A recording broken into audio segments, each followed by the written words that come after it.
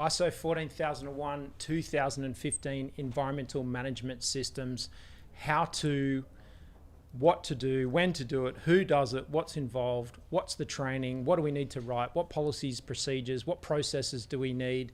In this video, we're going to be answering the 10 most common questions that we get and Google gets and YouTube gets around ISO 14001, 2015 environmental management systems. I can talk you through how to implement management systems. I can talk you through what to focus on. I can talk you through your priorities, and I can do that in subsequent videos. But in this video, we're going to be going through and talking about the 10 most common questions. I've got some people here in the studio helping me. I've got Alicia here on the side. She's got 10 questions for me. We're going to use this format that we ran really well yesterday. So welcome to episode 2 of Ask Best Practice. This is our new format that we announced for you guys. We're going to be rolling this out once a week, twice this week, but going forward, we're going to be doing it once a week. I want you guys to get your questions in. So if you have got questions around these topics that we talk about here at Best Practice, either comment on the videos, and I got some great questions yesterday, which I'll circle back to in a future Ask Best Practice. Next week in episode 3, we'll go through some of the questions from the comments on episode 1's video, and then we'll get into a good routine with answering your questions. ISO 14001 is an environmental management system standard. It's a great framework for helping your organization to understand what your environmental issues are, how to prioritize what to work on, and then to have a really simple framework for helping to improve your environmental performance. So the question I really like to start with is, have you got a clear picture of your organization's environmental performance? Have you got a clear picture of what the environmental issues are, like the real environmental issues for your organization? Not just paper recycling, not just making sure that you look after the garbage, or you maybe have a worm farm in the office kitchen. This is about the real environmental impact that your organization can have. So we're going to go through the 10 most common questions around ISO 14001. It's always really exciting to see where everybody is watching from. Yesterday we had a great crowd from all over the world. I got lots of great comments overnight. So if you are watching this after the recording, if you've come on after the recording, still comment. I got some great comments last night after episode 1 through the night, which was fantastic. And I'll try and respond to everybody today. So if you are watching after the recording, still let us know where you're watching from, and let me know at the end of the video what has been the most useful thing for you to take away from it. So, Alicia, you've got 10 questions. Yep. Let's get into them. Okay, so the first one is, what is 14001? Okay, so what is ISO 14001? ISO 14001 is an environmental management system standard. We talked about it yesterday in episode 1. ISO is the International Organization of Standardization. So it's the global benchmark. It's a conglomeration of a whole bunch of countries that all come together to say, well, this is the global specification. This is the global standard that we're going to use in companies to handle environmental management, to handle sustainability, to handle environmental programs. You can use it to follow that standard. So ISO, International Organization of Standardization, 14001, 14001, and the edition is 2015. It's the international standard that sets out the policies, procedures, and processes and specification for environmental management system. There are obviously lots of different ISO standards. The cameras that we're using right now have standards for the different light levels and ISO standards in cameras. There's obviously ISO standards for things like fire extinguishers, for helmets, hard hats, safety equipment. 14001 is the environmental management system specification. Okay, cool. What's the next question? What does it mean to be ISO 14001 certified? So ISO 14001 certification is all about making an external declaration. So it's a little bit off shot at the moment, but we've got our ISO 14001 logo that's here. That's the global best practice benchmark for an environmental management system in your organization. So what it means to be certified is that somebody else has come in and checked you and worked with you, and it's like going for a test. It's like going for your driver's license test. I'm sure lots of you can drive, but you need to go to somebody external to get checked and approved. And what happens with ISO 14001 certification is that you apply to a certification company or an auditing company, and they'll come and do an environmental audit of your organization. They'll give you some recommendations, and once you've closed off those recommendations, you can then declare that you've got an environmental management system in place. That might be something that's interesting to some of your customers. It might be interesting to some of your stakeholders or regulators. If you're working in an industry that maybe creates a bit of pollution, they like to see that you're working on processes to be minimizing the amount of pollution you make each year and getting better over time. So making that external declaration you've got an environmental management system in place is important. In different countries, it's called different things. Here in Australia, we call it certification or environmental certification. In some countries, it's called environmental accreditation. In North America, it's called a registrar or a registration. That's what we do here at Best Practice. That's our core business, or one of our core businesses, is helping organisations to attain that certification. And we are a registrar. We're a certification company or a registrar or an accreditation organisation where we can give you that accreditation to that international standard. Next question. Okay, so why is it so important? Why is ISO 14001 so important? Why is the standard so important? Well, we've only got one planet and we probably should look after it. So I'm quite passionate about environmental management. I'm passionate about sustainability, and having an environmental management system in your organisation is a great way to bring attention to the issues that may not necessarily be talked about very often. So having a system in place, ISO 14001 is really important. It provides a really tight framework. So it's kind of like, it's not limitless. It says, this is all you really need to do. You can follow this framework, you can follow this model, you can follow this methodology, and that's all you need to focus on. So it's, a lot of people get a lot of anxiety. I'm not sure if I'm doing everything I need to do. Well, the 14001 standard gives you a nice tight little framework, methodology to follow to be managing environmental management in your organisation and looking after that number one planet. We've only got one planet. We all need to share it. We all need to look after it. We can't quite get off it just yet and go somewhere else. So I think it's a good idea to be managing our climate change and managing environmental management and bringing awareness to it. So whether climate change, is or isn't a thing and whether it's being debated, we can definitely think locally and we can look after our local environments and we can protect them for our future generations, for our kids and our grandkids, and even ourselves. Next question. What is the difference between ISO 14000 and ISO 14001? Okay, so we've got two standards. What's the difference between ISO 14000 and ISO 14001? ISO 14000 with all the zeros, so 14000 or 14000, is the dictionary. It's the terms and definitions. It sets the context for the standard. I've been doing a lot of litigious work lately, working with lawyers and working with contracts and deeds of release and agreements, settlement agreements, with some legal processes I've been going through. All of those contracts I've been working on have terms and definitions at the beginning of those documents. The 14001 series of standards or any of the ISO standards are no different, but because there's a few terms that need explaining, they've put together a separate document that's ISO 14000. ISO 14001 and any ISO standard that ends in a 1, so here at Best Practice we work with ISO 9001, 45001, 27001, 14001. The standards that end in a 1 are the framework standards. They're the standards that you can use to follow to set up systems in your organization, so business systems.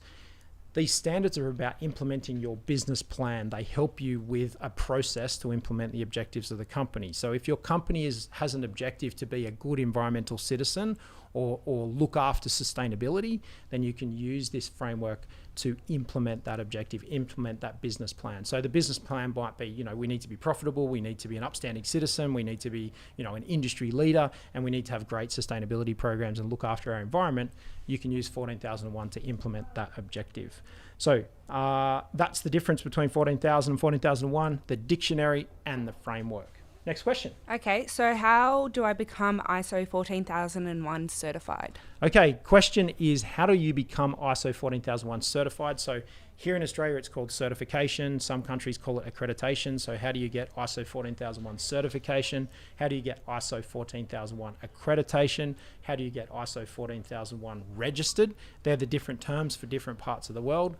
You apply to an external company, like Best Practice. We've got the global standard, the global best practice standard. That's our trademark for you guys to note. You make an application. So the step before that, though, is you need to have the framework implemented in your organization. So the simple steps would be doing a gap analysis and learning the standard, implementing anything that's missing, and then approaching an organization like Best Practice, coming to us and saying, we would like to apply for ISO 14001 registration, accreditation, certification. We'll then work with you to review your management system, your policies, your procedures, and your level of implementation in a 2-step process. We call it stage 1, stage 2. We might help you with a gap analysis. We might do a gap analysis first. Then when we're confident you've got everything in place, we can do a 2-stage process where we'll look at your systems and processes. Then we'll get you to show us how you run your business. You'll be showing us how you look after your environmental programs, how you implement your environmental programs, how you do your environmental training for your staff, how you do your monitoring and measurement to get yourself a clear picture of your organization's environmental performance. If you then follow all of the intent of the standard and you meet all of the intent of the standard, we'll issue you with a certificate that says, hey, you've got an environmental management system in place, you're effectively using it to manage your environmental performance, and you're committed to improvement. And then we'll be coming and visiting you on a 6-monthly or annual basis, so quarterly, 6-monthly or annual basis, to check in on you, to see that you're improving your system, that you're improving your performance, that you're working your way to being a better environmental citizen, to look after this number one Earth that we've got, or this globe that we've got that we all need to share and look after. Thank you. Next question. How long does it take to become ISO 14001 certified? Okay, so the question is, how long does it take to become ISO 14001 certified? That is how long's a piece of string. We talked about this yesterday in episode 1 with ISO 9001. I've seen ISO 14001 projects completed, or implementation projects completed, in 14 days, 21 days. I've seen them take 2 years. For an average organization, from the day we get a phone call to the day we issue the certificate, on average, it's about 6 months. And that is, you're doing your research, you know nothing about 14001, you're learning about it, then you're learning what you need to implement, then you're doing the implementation, you're making some change in your organization, you're starting to track your environmental performance, and then you've got everything in place and you're confident to get certified. On average, it's about 6 months. But if you want to accelerate that process and do it faster, then it's going to need more resources. It's going to need full attention of your leadership team. It's going to need full attention of you, and it's going to need maybe some external consulting support. So if you want to accelerate that 6-month time frame, you can put more resources into it. So that's a good gauge. You can sort of say, is it going to be more or less than 6 months? But that is a good example that it takes about half a year. And if you think about 2020, it's gone really, really quickly.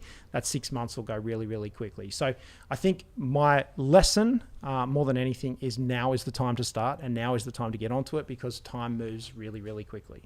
Next question. Who needs the ISO 14001 certification? That's a good question. So who needs ISO 14001 certification? If I think about the clients that we work with here at Best Practice and my career, organizations with pollution licenses. So I've seen organizations that have, maybe their industry releases a waste product out into the environment. It might be gas up a chimney or smoke up a chimney. It might be runoff or water pollution. It might be sewage being put into the ocean. It might be odors. It might be smells. In some instances, factories and production facilities have these licenses to discharge into the environment. They may need to do some treatment processes.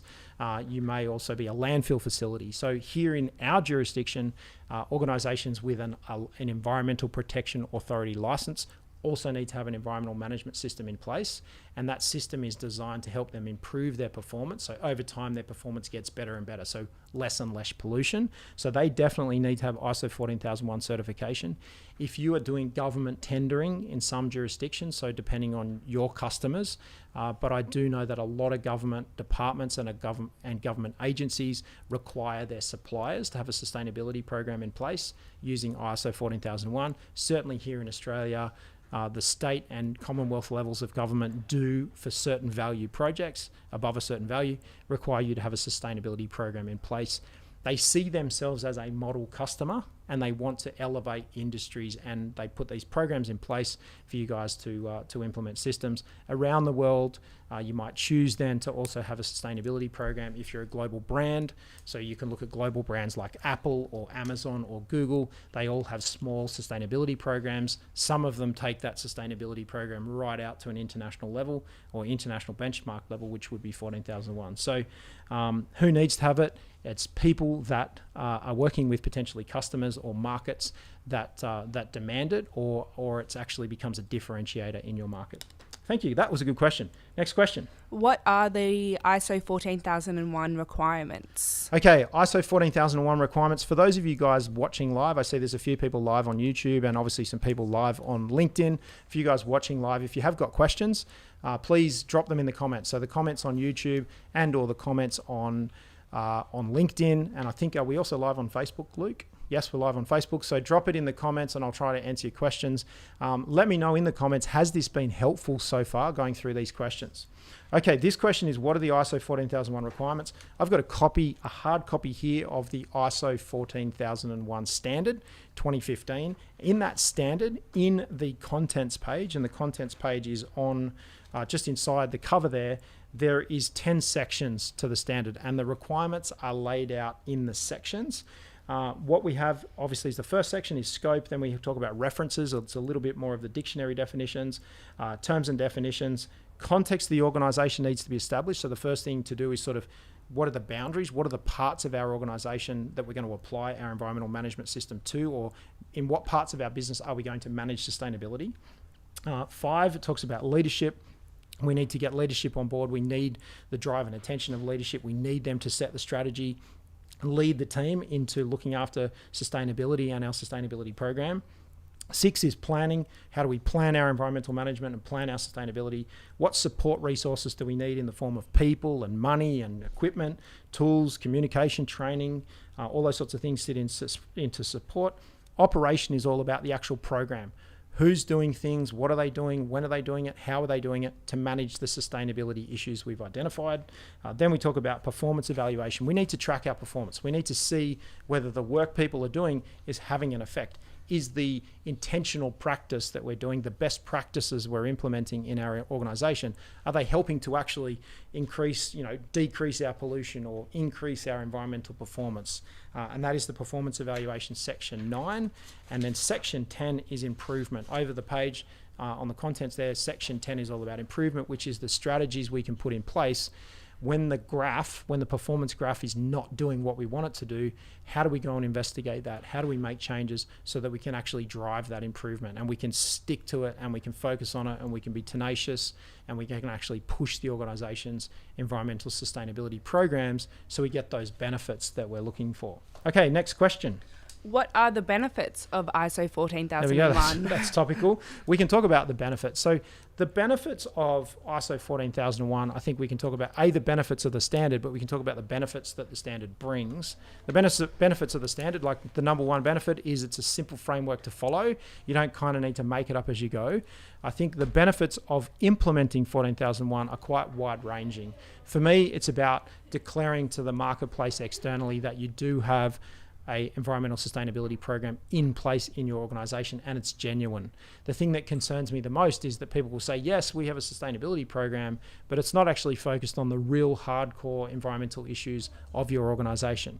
You might be a massive factory and you're saying, yeah, we've got a paper recycling program, but it's not looking at and managing the enormous amount of waste product that the factory generates. For an organisation like ours, one of our big environmental issues is greenhouse gas emissions from people flying on airplanes. So for the COVID-19 crisis, and here in 2020, all of our flights basically went to zero, all our corporate travel went to zero, and so our actual environmental footprint became quite good. We minimised our greenhouse gas emissions. I can see corporate travel starting to come back slowly. We're going to have to really think about, can we use more of this online virtual meeting to be keeping our environmental footprint lower, if that makes sense. One of the other initiatives we run here at Best Practice, which is something that not a lot of people think of, is our power consumption. By running laptops and notebook computers in our office here at Best Practice, they typically use less power than a desktop computer. So it's a small initiative. It's only a minor one, but from a power consumption perspective, if you use notebook computers, they typically use less energy than a desktop computer. Mr. Swift, hello Roger. Good to see a handsome man on the feed on LinkedIn. What's the best way to identify the compliance obligations related to our environmental aspects? Very technical question, Roger. Let me just reframe that for some of our audience. So Roger's asking about what are our compliance obligations for environmental aspects. Let's talk about what are your legal and contractual obligations for your sustainability issues. So what we're seeing is a trend change out there in the marketplace from saying environmental management. We're seeing younger generations refer to it as sustainability. So are there any legal requirements? Are there any laws and regulations for sustainability or environmental issues? Are there any contractual requirements? Are there any codes of practice? Are there any things that we need to comply with industry standards? And what Roger's asking there in the comment is, what's the best way to identify that? All I can say is that we need to do two things. We need to do an activity in perpetuity. The activity is Google searching, joining industry newsletters, watching the internet, thinking about who your regulators are, asking your customers, asking your suppliers, what are some of the environmental issues that we need to pay attention to? Too much talking this morning. So, Roger, my answer to the question would be, if I'm a person just getting into this, I would start with some Google searching. I would write a very specific Google search question. What are the environmental laws and regulations for manufacturing? What are the environmental laws and regulations for a restaurant? What are the environmental laws and regulations for a warehouse? What are the environmental laws and regulations for a consultancy company? And you can start to see, you can get very specific, and then you can see what's coming up in terms of responses, and then scanning, the top 2 pages, not just the first response on Google, but the first 2 pages. Look at every single post that comes up in your Google search, and it's going to start to show you trends of the things to consider, and then you can go and do a deep dive.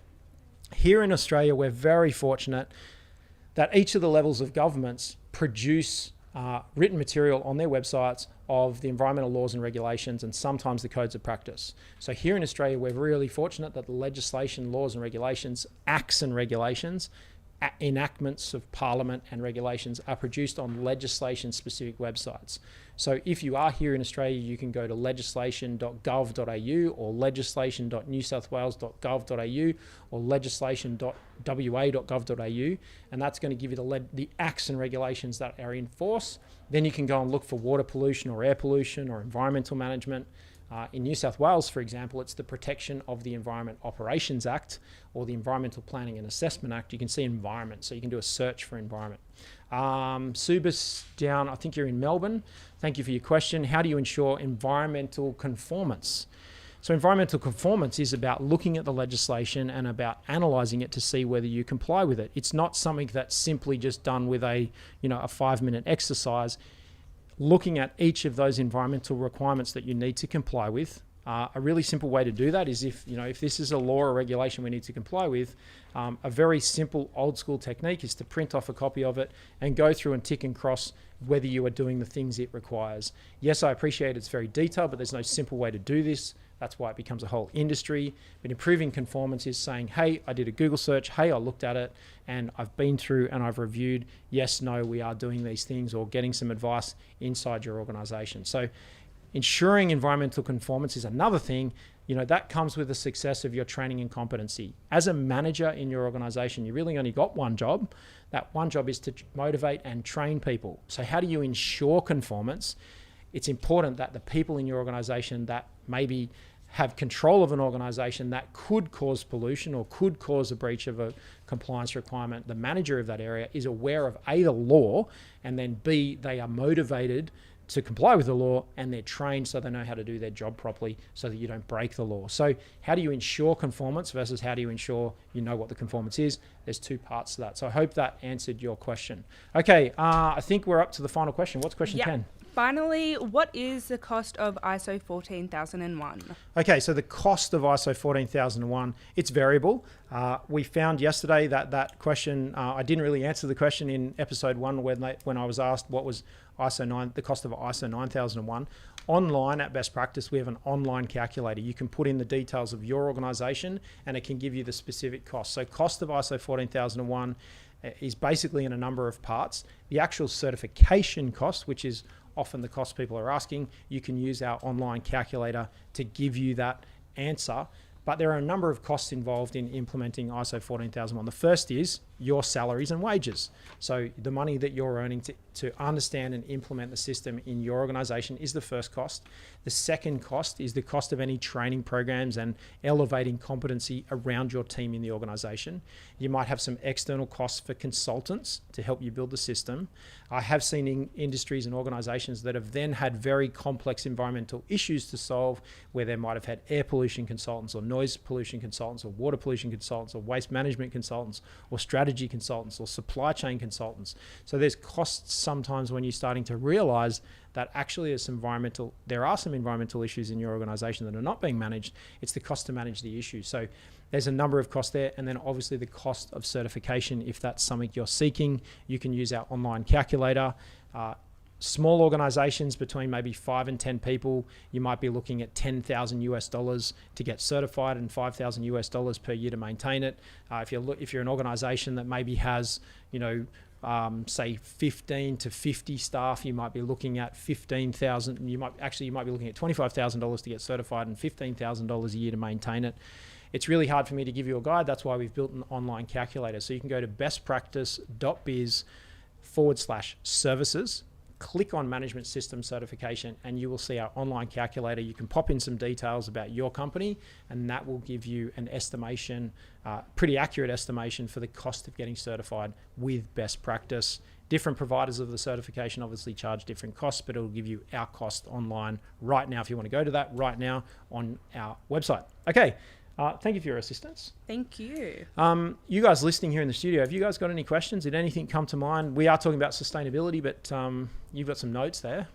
I was just going to ask, for your clients, what are some of the challenges they might expect when getting certified? Okay, so I'll go over the question. So the question was, for our clients, what are some of the challenges that they might experience when they're getting certified? Look, I think the first challenge is actually getting everybody on board. So somebody has said we're going to work on this program, and it's actually getting some leadership and some influence in the team to say, hey guys, I need you guys to help me with this particular project. They're all very busy doing their things. They're all very busy doing the things that they want to work on. And we need to say, hey guys, I've got something I need to work on over here, or I want to work on over here. And that's actually getting people to come across and hang out with you and work on that. And it's no different to having two competing parties on a Saturday night or Friday or Saturday night. Which party should I go to? So it's about influence. So one of the biggest challenges is actually working on your influence skills and actually getting people's attention and showing them what's in it for them. Greg Jewson, our COO here, calls it WIFM, what's in it for me. So I think it's very important that you understand what's in it for the other person, what's in it for the people that you want to get involved, and making sure that you focus on helping them get what they want first and foremost before you focus on you getting what you want. So internal influence is the biggest challenge. The second challenge is leadership attention and leadership focus. I do know that's a constant battle. As a leader of an organization trying to manage all the finances and the P&L and the balance sheet and all those elements, although I want to be working on sustainability, it might not be something that's top of my list because I've got other emergencies to deal with. So it is getting your project elevated in the priority list in an organization. And then I think there's some cultural issues with whether people actually care about sustainability or care about getting certified. And there are definitely some cultures that, they're against climate change. They don't understand it. They are, maybe a little bit delusional about it. And you've got to think about the cultural issues that they might be more concerned about financial things and what's going on with the COVID-19 crisis than worrying about sustainability. And in a pandemic like what's happened in 2020, certainly environmental sustainability got pushed down the list. It's people more worried about their money right now and their health and their fitness than they are worried about looking after everybody else. Humans are typically very selfish people, so it is a cultural challenge, and it's about trying to get that bigger picture. Although we are looking after ourselves by looking after our planet, it's the right now instead of the proactive issues in the future. Did that help? Yeah. Excellent. Question? Yeah, kind of going off that thread, how can companies utilize the certification to get more business? So that's a good question. How can companies utilize the certification or using the 14,001 mark there to get more business, more services? I think the first thing is obviously telling people about it. So going out and campaigning and saying, hey, did you guys know that we focus on our environmental performance? We want to help you with your environmental performance. By buying from us, you're doing the right thing by the environment. So we've got sustainability programs in place. We really care about the environment. Our competitor doesn't necessarily. So one of our differentiators is you can feel more confident in sustainability and good global corporate citizenship by buying from best practice or buying from a company that's got best practice. And so that's going to help with your supply chain. So if the team at a company has got certainly some younger generations, they're more concerned about environmental management, and your company is going to feel better about your supply chain. Does that make sense? Does that help? So you talk about it. I think promote it, do social media on it, do videos about it, educate people, educate your customers, educate the marketplace, even educate your own suppliers that working with us is an environmentally sensible thing to be doing. Any more questions from you? I don't think so, not yet. You're pretty happy? Yeah. Okay, awesome. Okay, so this has been episode 2 of Ask Best Practice. These have been the top 10 questions as they relate to ISO 14001, the top 10 most Googled questions.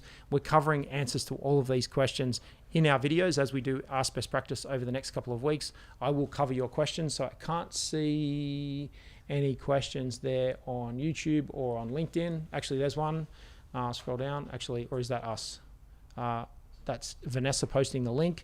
I want to just quickly talk about a publication that we've just developed. Here at Best Practice in 2020, we've been building out guides. If you go to bestpractice.biz/guides, you're going to see some of the free publications that we've been producing. What we have done is we've just produced a new publication, which is the Best Practice Sustainability Guide. It's something that we sell. If you go to bestpractice.biz/services, click on our online training academy, you can jump across there and you can check out our sustainability guide. It's a new publication that we sell. It can help you implement a sustainability program, an environmental management plan, program, and system in your organization. It's a great little guide. It's less than $200. It's available online. You can literally click that link and buy that sustainability guide right now. It's available at the link that Vanessa has put in the comments under my handle and on both YouTube and on LinkedIn. So if you do want to investigate looking into a sustainability program in your organization and you want a really simple resource, you can click that link and purchase and download a copy of that right now. We've put a bit of work into it. It shows you all about how to set up an environmental sustainability program in your organization. It follows the principles of ISO 14001, and it gives you the step-by-step guide on how to implement that program in the right order so that you know you're working on the right things in the right order. So it doesn't follow the stages of the standard. The biggest mistake that people make is following the step-by-step 1, 2, 3, 4, 5, 6, 7, 8, 9, 10. I have found that it's more effective starting with management review. And in fact, we talk about that in the sustainability guide. So if you want my best practices and my steps to implement a sustainability program in your organization in the most efficient and effective way, you can click that link and grab yourself a copy of our sustainability guide for a really small purchase of less than $200. It's an excellent resource. So I'd encourage you all to grab a copy of it. There are more great videos here on our Best Practice YouTube channel. There's obviously more posts coming out on LinkedIn, but more stuff on the Best Practice YouTube channel. Lots of great resources available on bestpractice.biz. It's your go-to website for anything business and business system related. The news feed has got 3 new articles every single day. The YouTube channel's got heaps of videos coming out this week. I think we're going to be producing about 20 videos over the next couple of days here on the Best Practice YouTube channel. So there's lots coming out right here. You can go to the different playlists on the Best Practice YouTube channel and you can see some of our previous environmental sustainability and environmental management system webinars. It's all free. If you want to get deeper into some training, there is a course that you can purchase in the Best Practice Online Training Academy. You can go and check that out. Again, that's only a couple of $100. It's really cheap in terms of the value that we've been putting into these courses and what we've been doing from our hundreds of thousands of hours of consulting and auditing and work we've been doing with clients over the last 16 years. Okay, that's about it from me. How are we going for time? Luke wanted me to keep it to half an hour. We went to 35 minutes. He sat me on a stool so I'd be uncomfortable, and we have smashed it out in just over 30 minutes. So if there's no further questions, I think, yes, we've got everything. Let me know in the comments, was this useful? Was it helpful? Was there some quick little reminders for you? I'm really interested to know what was the most valuable part of this video for you. I really appreciate getting the feedback on what's something that you can take away from this video and you can implement. Please comment on either YouTube or on LinkedIn or wherever you were watching. I think we're also going to drop this on the Kobe Summit audio experience. So if you have been listening to our podcast, thank you so much. I really appreciate that.